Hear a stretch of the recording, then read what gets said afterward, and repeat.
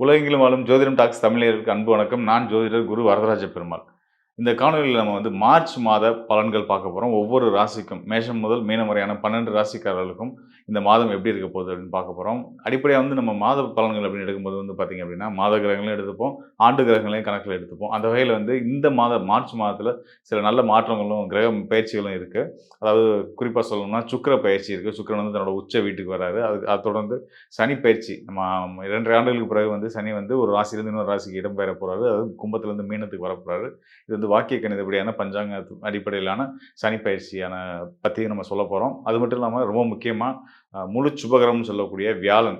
வியாழன் இவ்வளவு நாள் பார்த்தீங்கன்னா, ஒரு நிலையற்ற தன்மையில இருந்துட்டு இருக்காரு. வக்ரம், அதிசாரம் அப்படின்ட்டு முன்னாடி போக பின்னாடி வரன்னு ஒரு நிலை இல்லாம இருந்துட்டு இருந்தார் இல்லையா? அந்த வக்ர நிவர்த்தி ஆக போறாரு. இப்ப தற்சமயம் மிதுன ராசியில வக்ர நிலையில இருந்துட்டு இருக்காரு. அவரும் வக்ரத்திலிருந்து விடுபட்டு ஒவ்வொரு ராசிக்கு என்ன மாதிரியான பலன்கள் கொடுக்க போறாருன்னு நம்ம பார்க்க போறோம். தொடர்ந்து காணொலியை பாருங்க. நிச்சயமா உங்களுக்கு பயனுள்ளதா இருக்கும். மேச ராசிக்காரர்களுக்கு இந்த மார்ச் மாதம் உண்மையிலேயே அமோகமான சிறப்பான யோக காலம்னே நம்ம சொல்லலாம். நல்லது சொல்லணுன்றதுக்காக சொல்ல, காரணத்தோட சொல்றேன். ஏன்னா உங்களுக்கு சுப விரயம் துவங்க போகுது. அதாவது விரயம் இருக்கு, கண்டிப்பா இருக்கு. அதுல சுப விரயமா இருக்கும் அப்படின்றத நம்ம சொல்ல வர விஷயமா இருக்கு. அந்த சுப விரயத்துக்கு காரணம் என்னன்னு பார்த்தீங்கன்னா, மார்ச் மாதம் துவங்கி 3வது நாள், அதாவது மார்ச் 3ஆம் தேதி முழு சுபகிரகம் சொல்லக்கூடிய உங்கள் ராசிக்கு தனஸ்தானம் மற்றும் கலத்திரஸ்தானத்துக்கு அதிபதியான, அதாவது கலத்திரஸ்தானம்ன்றது 7ஆம் இடம். அதாவது 7ஆம் இடம்ன்றது திருமண வாழ்க்கை, மன வாழ்க்கை இதெல்லாம் சொல்லக்கூடிய ஒரு சுபத்துவம் ஸ்தானம். உங்களுடைய விருப்பங்கள், ஆசைகளை நிறைவேற்றக்கூடிய ஸ்தானம் 7ஆம் இடம் தான். இந்த 7ஆம் இடத்துக்கும் தனஸ்தானத்துக்கும் அதிபதியான சுக்கிரன் தற்சமயம் பார்த்தீங்கன்னா, உங்கள் ராசிக்கு லாபஸ்தானத்தில் இருந்துகிட்டு இருக்கிறாரு. சுக்கிரன் நம்ம அசுர குருன்னு சொல்லுவாங்க. சுகபோகங்கள் அள்ளி கொடுக்கக்கூடிய ஒரு மகாலட்சுமியோட அம்சமா நம்ம பார்க்குற சுக்கிரன் பார்த்தீங்கன்னா, பெயர்ச்சி மார்ச் 3ஆம் தேதி ஒரு மாத கிரகம் தான். 45 நாள் அதிகபட்சம் ஒரு ராசியில இருப்பார். அந்த வகையில் அவர் மீன ராசிக்குள்ள வரப்போறார். மார்ச் 3ஆம் தேதி மீன ராசிக்குள்ள வரக்கூடிய சுக்கிரன் என்ன சிறப்பு அதில இருக்கு அப்படின்னு கேட்டீங்கன்னா, மீன ராசி உங்க ராசிக்கு 12ஆம் இடம். இது விரயஸ்தானத்தில மறைவு ஸ்தானத்தில ஒரு கிரகம் மறையுது. அது சுபகிரகம் மறையிறது நல்லதா அப்படின்னா, ஜோதிட விதிப்படி 12ஆம் இடமான மறைவு ஸ்தானத்தில சுபகிரகங்களான வியாழன், சுக்கிரன்லாம் இருந்தா நல்ல பலன்கள செய்வாங்க. அந்த வகையில சுக்கிரன் வர்றதுனால நல்ல பலன்கள் உங்களுக்கு இருக்கு. 12ஆம் இடம் விரயஸ்தானம்ன்ற அடிப்படையில சுப விரயங்களையும் அந்த சுக்கிரன் குடுப்பாரு. சுப விரயம் நம்ம செய்யணும் அப்படின்னா, அதுக்கான வருமானம் நமக்கு இருக்கணும். வருமானத்த குடுத்து சுப விரயங்களையும் குடுப்பாரு. அது மட்டும் இல்லாம, அந்த சுக்கிரன் இருக்கக்கூடிய அந்த மீன ராசி இருக்கு இல்லையா? உங்க ராசிக்கு 12ஆம் வீடா வரக்கூடிய அந்த மீன ராசி அ சுக்கிரனுடைய உச்ச வீடு. ஒவ்வொரு கிரகமும் ஒரு ராசியில முழு பலம் பெறுவாங்க. அந்த வகையில சுக்கிரன் முழு பலம் பெறக்கூடிய ராசி பார்த்தீங்கன்னா, மீன ராசி. உச்ச பலம் பெற்று அவர் நிற்க போறாரு. சுகபோகக்காரகன், உங்களுக்கு தனக்காரகன். தனக்காரகன் உச்ச பலம் பெறுறது உங்களுக்கு பொருளாதார நல்ல முன்னேற்றங்களையும், ஏற்றங்களையும் குடுக்கும். அதுபோக வெளிநாட்டு பயணங்கள குறிக்கிறதும் சுக்கிரன் இருக்கக்கூடிய அந்த 12ஆம் இடம் தான். அதனால வெளிநாட்டு தொடர்புகள் மூலியமாவும், புது புது நண்பர்கள் மூலியமாவும், உறவுகள் மூலியமாவும் நல்ல நிறைய விஷயங்கள் உங்க வாழ்க்கையில நடக்கப் போகுது. அதுவும் அத விட இன்னொரு சிறப்பு என்னன்னு கேட்டீங்க அப்படின்னா, இந்த மார்ச் மாதம் தான் சனி பெயர்ச்சி இருக்கு. வாக்கிய பஞ்சாங்க அடிப்படையில பார்த்தீங்கன்னா, சனி பகவான் கும்ப ராசியிலிருந்து மீன ராசிக்குள்ள வரப்போறாரு. அதாவது உங்க ராசிக்கு 12ஆம் இடம். அதாவது 7.5 சனி ஆரம்பிக்குது. 7.5 சனி ஆரம்பிக்கிறதுனால பார்த்தீங்கன்னா, 7.5 சனின்றது என்னன்ற நீங்க தெரிஞ்சுக்குவோம். அதாவது நம்ம ராசிக்கு 2ஆம் வீடு மற்றும் ராசி அப்புறம் 12ஆம் வீடு. இந்த 3 ராசிகளையும் 2 1/2 ஆண்டுகள், ஒவ்வொரு ராசியிலும் 2 1/2 ஆண்டுகள், மொத்தமா 7 1/2 ஆண்டுகள் அவர் பயணிக்கக்கூடிய காலம் தான் 7.5 சனி காலம்னு சொல்லுவோம். 7.5 சனி மார்ச் மாதம் 6ஆம் தேதியிலிருந்து உங்களுக்கு மேச ராசிக்காரர்களுக்கு ஆரம்பிக்குது. உடனே பதட்டப்பட வேண்டியதில்ல.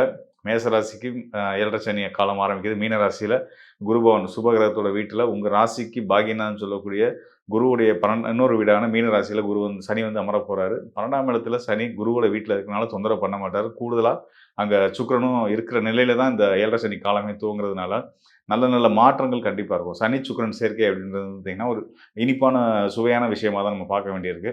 சனியும் சுக்கிரனும் சேர்ந்தா நல்ல மன மகிழ்ச்சியும், சந்தோஷங்களையும், வண்டி வாகன யோகங்களையும், நல்ல பயணங்களையும், நல்ல நண்பர்களையும் உங்களுக்கு குடுப்பாங்க. அது மூலியமா நல்ல ஆதாயமும் கிடைக்கும்.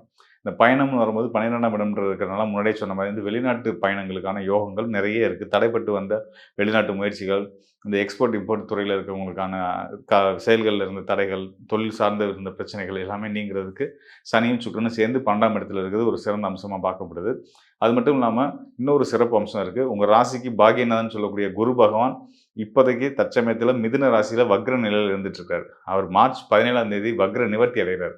அதாவது உங்களுக்கு யோகத்த செய்யக்கூடிய, அதாவது நமக்கு நல்லது செய்யக்கூடிய ஒருத்தர் அவரே ஒரு நிலையற்ற தன்மையில இருந்தா நமக்கு சங்கடங்கள், அவர்னால நமக்கு நல்லது நன்மை செய்ய முடியாது இல்லையா? ஸோ அந்த நிலையில குரு பகவான் இருந்துட்டு இருக்காரு. அப்படிப்பட்ட குரு பகவான் மார்ச் 17ஆம் தேதிக்கு பிறகு தன்னுடைய கால வலுவா ஊண்டி வலுவா நின்னு நல்ல பலன்கள செய்ய போறாரு. அதாவது குருவோட அருளால பொருளாதாரம். தனத்த குறிக்கக்கூடியது, பொருளாதாரத்த குறிக்கக்கூடியவர் வந்து குரு பகவான் தான். அவர் வந்து ஒரு வலுவான நிலைக்கு வர்றது, உங்களுடைய பொருளாதார நிலைகள் மேம்பட போகுது. உங்க குழந்தைகளோட வாழ்க்கையெல்லாம் சிறப்பாக போகுது. அவங்களோட கல்வியெல்லாம் சிறப்படைய போகுது.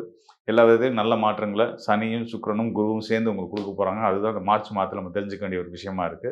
மேலும் வந்து பார்த்தீங்கன்னா, மேச ராசிக்காரர்கள் எப்பவுமே முருக வழிபாடு அவசியமானது. கூடுதலா இந்த முறை வந்து பார்த்தீங்கன்னா, அ துர்க்கை அம்மன் வழிபாடு பண்றது நல்லது. அதாவது உங்க ஊர்ல இருக்கக்கூடிய, வீட்டு பக்கத்தில இருக்கக்கூடிய ஒரு உக்கிரமான பெண் தெய்வம் துர்க்கையோட வழிபாடு.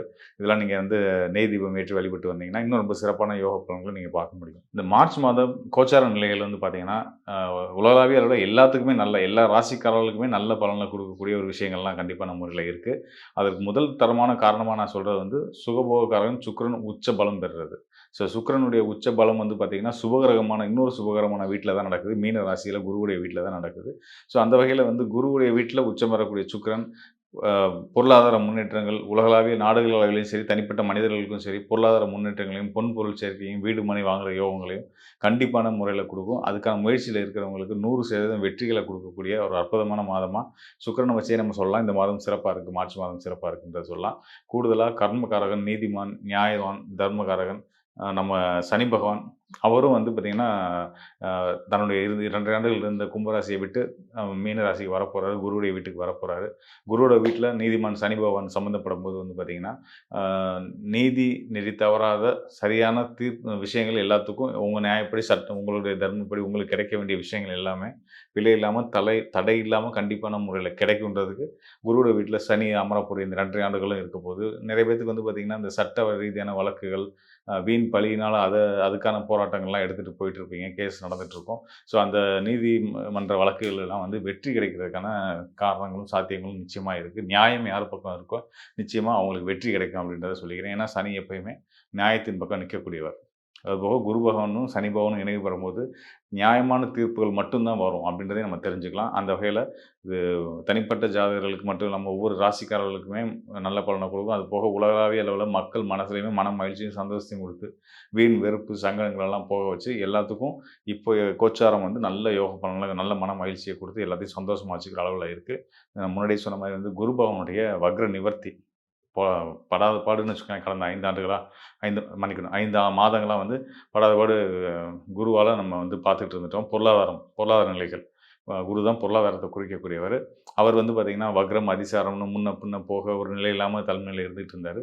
இப்ப அவருமே வந்து நிலை பெறப் போறாரு, வலுப்பெறப் போறாரு. அவர் வலுப்பெற்றுட்டா இன்னும் நல்லாயிருக்கும். இன்னும் போக போக அவருடைய நிலை இன்னும் மேல் மேல அ வலு கூடிக்கிட்டு தான் போகப்போகுது. அதனால வந்து கடந்த கால அந்த பொருளாதார ஏற்ற இறக்கங்கள்லாம் சீராகி, விலைவாசிகள்லாம் கட்டுக்குள்ள வரும். தனி மனிதர்களுக்கும் இது வந்து சரியான நல்ல பலன்கள குடுக்கப் போகுது. குரு அருளால கிடைக்கப் போகுது அப்படின்றத தெரிஞ்சுக்கலாம். இந்த உதாரணத்துக்கு சொல்லணும்னா, இந்த தங்கம் விலை ஏற்ற இறக்கங்களோட இருந்துச்சு. ஏற்ற இறக்கமே இல்ல. ஏற்றத்திலேயே தான் இருந்துச்சு. இனி அதெல்லாம் வந்து ஒரு சரியான ஒரு நிலைக்கு வந்து நல்லபடியான ஒரு வாங்கக்கூடிய நிலையில வந்துரும். தங்கம் விலையெல்லாம் வந்து சரியான நிலைக்கு வந்துரும். அதனால வந்து எல்லாரும் தைரியமா, சந்தோஷமா இருக்கலாம். இது மட்டும் இல்லாம, இப்ப நம்ம பார்த்தது கோச்சார அடிப்படையான பலன்கள் தான். உங்க ராசி அடிப்படையில கிரகங்கள் கோச்சார நிலையில என்னென்ன இடத்துல இருக்கிறாங்க, சனி எங்க இருக்காங்க, ராகு எங்க இருக்காங்க, குரு எங்க இருக்காங்க, கேது எங்க இருக்காங்க அப்படின்னு பார்த்து சொல்லக்கூடிய பலன் தான். இத தாண்டி உங்களுடைய இன்னும் அடுத்த கட்ட நகர்வுகள் உங்களுக்குன்னு தனிப்பட்ட முறையில ஏதாவது முயற்சிகள் நீங்க இருப்பீங்க. அதெல்லாம் எவ்வளோ நாள்ல கைகூடி வரும் அப்படின்றதெல்லாம் பார்க்கணும் அப்படின்ட்டு தான். உங்களுடைய தனிப்பட்ட ஜாதகம் தேவை. உங்களுடைய தனிப்பட்ட ஜாதகத்தில உங்களுடைய லக்னம், உங்களுடைய தசா புத்தி இப்ப நடப்பு நேரம் என்னவா இருக்கு? அப்ப அதுக்கேற்ற அந்த கிரகங்கள் வந்து என்ன நிலையில இருக்காங்க? அதையும் பார்த்து கோச்சாரத்தையும் பார்க்கும்போது இன்னும் சரியான துல்லியமான பலன்கள் நம்ம தெரிஞ்சுக்க முடியும். உங்களுடைய எதிர்காலத்த பத்தி சரியா துல்லியமா தெரிஞ்சுக்கணும் அப்படின்னா, அந்த டிஸ்ப்ளேல இருக்க என்னுடைய எண்ணுக்கு தொடர்பு கொள்ளுங்க. உங்களுக்கு நிச்சயமா நல்லதொரு வழிகாட்டுதல குடுக்குறேன். மேலும் ஒரு விஷயத்த எப்பயுமே மைண்ட்ல வச்சுக்கிறோம் நம்ம. கோச்சாரம் நல்லாயிருக்கு, நம்மளுடைய தசாபுத்தி நல்லாயிருக்கு. எல்லாமே நல்லா இருந்தாலும் கூட, நாம வந்து இன்னும் நம்மள வந்து பாதுகாப்பாவும், நம்ம செயல்கள்ல வெற்றிகரமாவும் நம்ம பயணிச்சுட்டே இருக்கிறதுக்கு ஒரு முக்கியமான விஷயம் என்னன்னு கேட்டீங்கன்னா, 2 விஷயம் இருக்கு. ஒண்ணு வந்து வழிபாடு, இன்னொன்னு தர்ம சிந்தனைகள். அதாவது நீங்க வந்து உங்களுக்கான வழிபாட்டு தெய்வங்கள பிடிச்சு உங்களோட இஷ்ட தெய்வம், குலதெய்வம் இவங்கள தவறாம கும்பிட்டு வர்றதும், மேலும் அ உங்களால முடிஞ்ச உதவிகள இல்லாதவங்களுக்கு செய்றதும், நல்ல உங்கள காத்து வந்து உங்களுடைய தர்மம் உங்கள தலைகாக்குன்ற அந்த அடிப்படையில, உங்களுடைய பக்தியும், உங்களுடைய நீங்க செய்யக்கூடிய தர்மங்களும் உங்கள எப்பயுமே காத்து வந்துட்டுருக்கும். நேரமும், காலமும் கூடி வந்திருக்க இந்த நேரத்தில நல்ல விஷயங்கள் நிறைய செய்து, அதன் மூலியமா நீங்களும் நல்லபடியா, சந்தோஷமா, மகிழ்ச்சியா உங்க வாழ்க்கைய கொண்டு போறதுக்கு பயன்படுத்திக்கணும் அப்படின்றதுக்காக தான் இந்த விஷயங்கள சொல்லியிருக்கோம். கண்டிப்பான முறையில இந்த மார்ச் மாதம் எல்லாருக்குமே, எல்லா ராசிக்காரர்களுக்குமே சரி, மிக சிறந்த உன்னதமான மகிழ்ச்சிகள வாரி வழங்கக்கூடிய ஒரு அற்புதமான காலம். பொருளாதார ரீதியாவும் சரி, தனிப்பட்ட வாழ்க்கையாவும் சரி, எல்லாருமே வந்து சந்தோஷமா இருக்க போறோம் அப்படின்றத தெரிஞ்சு ஸோ அதனால் வந்து தைரியமாக சந்தோஷமாக இருங்க, வாழ்க்கையை கொண்டாடுங்க, வாழ்க்கையை மகிழ்ச்சியாக கொண்டாடுங்க. நல்லதே நினைப்போம், நல்லதே நடக்கும்.